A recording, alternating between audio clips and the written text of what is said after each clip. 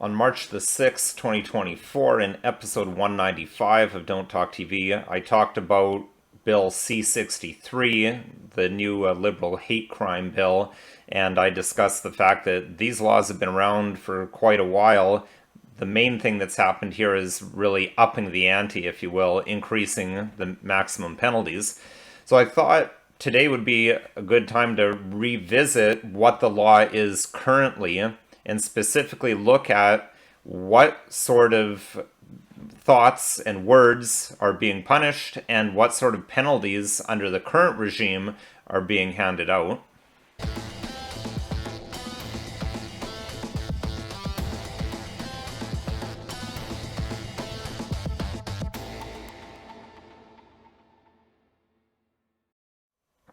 Hello, my name's Nicholas Wansbutter. I'm a lawyer in Stratford, Ontario, Canada, and welcome to Don't Talk TV. I hope all viewers had an excellent and blessed Easter. I certainly appreciated the week off, but we're back at it again here with Don't Talk TV, and we're going back into a topic that I think is important, something that's been around for a long time in Canada and that I think is concerning, that being our hate crime laws, which in some ways you could say are really thought crime laws.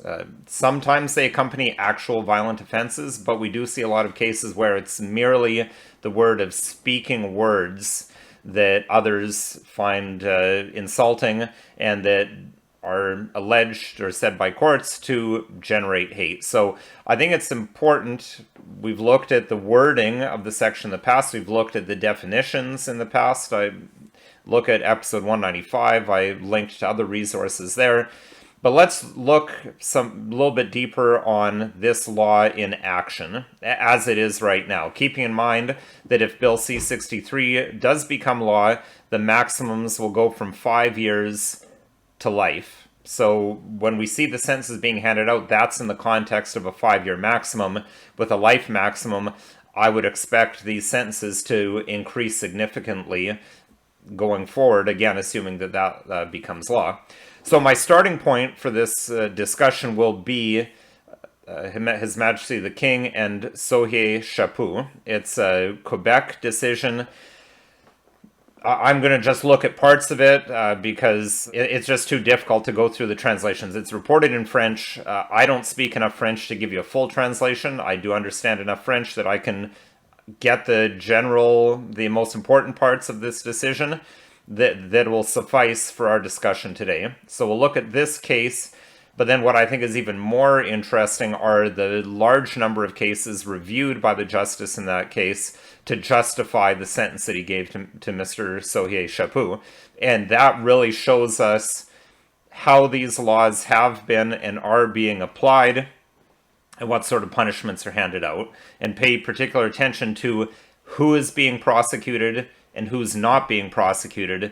And when you look at who's being prosecuted, what are they being prosecuted for? So I have open on my screen here the Quebec Provincial Court decision on Gabriel Sohier Chaput. As always, the link to this decision will be in the show description, but I'm skipping ahead to paragraph 11, where this really is the crux of the facts of the case. What Mr. Sohier Chaput wrote was in English, so that's easy for us to see. So, first of all, he stated in an article that he wrote for the Daily Stormer, which is apparently a neo-Nazi online publication of some sort. So he wrote, "The Goyim are too brainwashed to follow Nazis these days. That's where you're wrong, Shlomo. 2017 will be the year of action. We need to make sure that no SJW or Jew can remain safely untriggered. Non-stop Nazism everywhere until the very streets are flooded with the tears of our enemies. When the heart is strong, shitlordery can spring up in the unlikeliest of places. Places like the frozen Canadian wastelands of New Westminster." Now, then there was a second portion that he denied writing, but the court found that he did. Now, it's really interesting how this came out. The court's quoting a Global News article rather than actual evidence. Reading the trial decision, it seems that his counsel just consented to this Global News article being filed rather than putting the crown to the proof of making them produce these flyers that were left around 6th and 4th Street in New Westminster. Those pamphlets gave an address of a site that calls itself the Global Fascist Fraternity and bears the slogan, "Gas the Race war now, 1488, boots on the ground. 1488, I take that to be an abbreviation of 14 being the 14 words, which I can't remember what they are, but I know it's something about a quote of Hitler that apparently neo-Nazis like to use about securing the future of the white race, and 88 being for HH, Hail Hitler. Two different posters, one saying the key for a new Canada with the image of a swastika on it, and the other poster depicted Nazi soldiers confronting men with machine guns bearing the resemblance of Islamic State fighters saying, "It's always going to be us versus them, join us before they stomp you." So he was found guilty of having created these two posters. So he was convicted of hate crime for making a poster that had a swastika on it saying this is the key for New Canada, and then he was convicted for saying it's always going to be us versus them, join us before they stomp you, with reference to some men who are apparently supposed to be ISIS fighters. So I think that's important to keep in mind here, that the mere use of the swastika and expressing a confrontation or an us versus them scenario with ISIS, those are considered hate.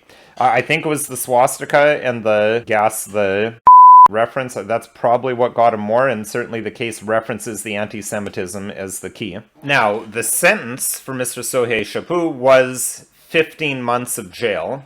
Initially, the Crown Prosecutor and the Defense Counsel jointly recommended a 90-day sentence, or a 3-month sentence. The judge was having none of that.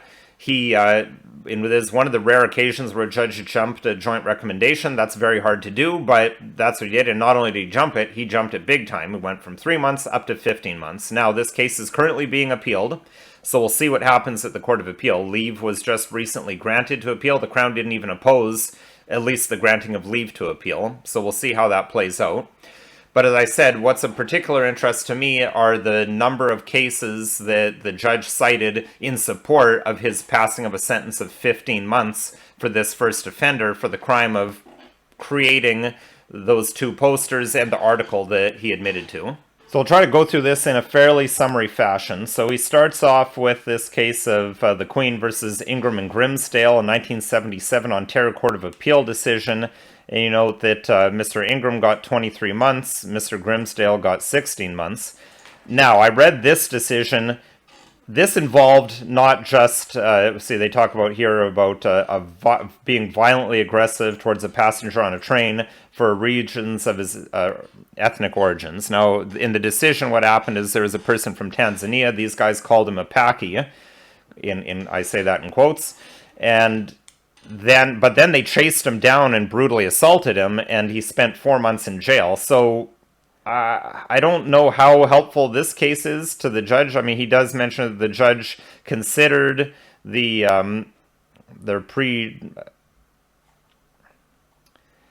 I don't know how helpful this decision is, because I think it's the assault, the putting the guy in the hospital for 4 months that really got these sentences. But then, of course, the Court of Appeal pumped up the sentences to 2 years for each of them. So this then there's the case of Andrews, 1988 Ontario Court of Appeal decision. Andrews and Smith, they are members of the Nationalist Party of Canada, and they published a number of things in their Nationalist Reporter, and they say that they promote ideas that are racist and extremist. So 3 months for Mr. Andrews, 1 month for Mr. Smith, with some probation. So this one seems more in line with Sohei Chaput, but this case was differentiated by the judge in this case. The Queen versus Leilas, another Ontario Court of Appeal, member of the Ku Klux Klan. Again, anti-Semitic symbols and slogans. He put them on the wall of a synagogue and on a motor vehicle. 6 months at trial, given 12 months jail at trial. Now, to me, it seems that there's a vandalism aspect to this, but we can see another example here. This is closer to Sohei Chaput. 22-year-old person, quite young. It was a spontaneous and non-premeditated action. Nevertheless, he got a year. Mr. Keegstra, who's fairly infamous, people may be familiar with him. He got 12 months of jail. We'll just look quickly what he got 12 months for. He was a school teacher. He was teaching a lot of things in this vein. These are examples, as I read the decision. Essentially, he was teaching these sorts of things all the time, where he had an exam. Question is, Jews are generally good citizens. Person answered false to that. Mr. Keegster's response was that student gave the correct answer. She also recalled him saying that Oliver Cromwell allowed the Jews into England, and that was the beginning of the end for England. And he also taught her that the Jews have been out to kill us for a long time, and the Jews were the cause of Germany's troubles. And she said, with respect to the Holocaust, Mr. Keegstra just told us stuff like the Holocaust didn't really happen, and that the photography was trick photography. So that was worthy of a year. Just continuing here. Souls, Jewish cemetery, caused damages to graves, 18 months, minus 8 months of pretrial custody. Frobe, a skinhead or a protest, 3 months jail. Harding, 1998, pamphlets that promoted messages against Muslims, 3 months jail. Now, to me, this seems something more similar to Sohei Shapu. We're talking about pamphlets. He got 3 months. Now, that was quite some time ago. Nicholson, another member of the Ku Klux Klan. And it was the fact that he was a member of the Ku Klux Klan was aggravating. He got 1 year, 2 years of probation for trying to recruit people and promoting extreme ideas. 2005, Quebec, El Merhebi. Now, this is a guy who made explicit anti-Semitic messages, tract that he wrote. There's talk of arson. He burned a library and a school, so he got 40 months jail. But I think the arson is the key fact there. We've got a 2006 decision, Reinhard Gustav Müller. He ran a website that was writing things against Jews. So he got 16 months jail. Presso, 2007, promoting extremist ideas on white supremacy. 6 months jail. Noble, 2008, a website with racist and homophobe messages. 6 months jail. Marr, 2010, Ontario decision, person of German origin, propagating anti-Semitic messages. 6 months jail. You can look at the Sohei Shapu decision itself. Again, it's linked in the bottom to get the full list, but it continues in the same vein. I think viewers can see the pattern here. And what do you not see? Well, you don't see anyone ever being prosecuted for any comments against Christians or against white people. And we've talked about that in previous episodes. We'll look at that some more again, of examples of the sorts of things that if you did it to one group, you'd be going to jail. If you do it to another group, you're not even charged. So I think it's important to be aware of not just the letter of the law, but how it's applied, and to govern yourself accordingly.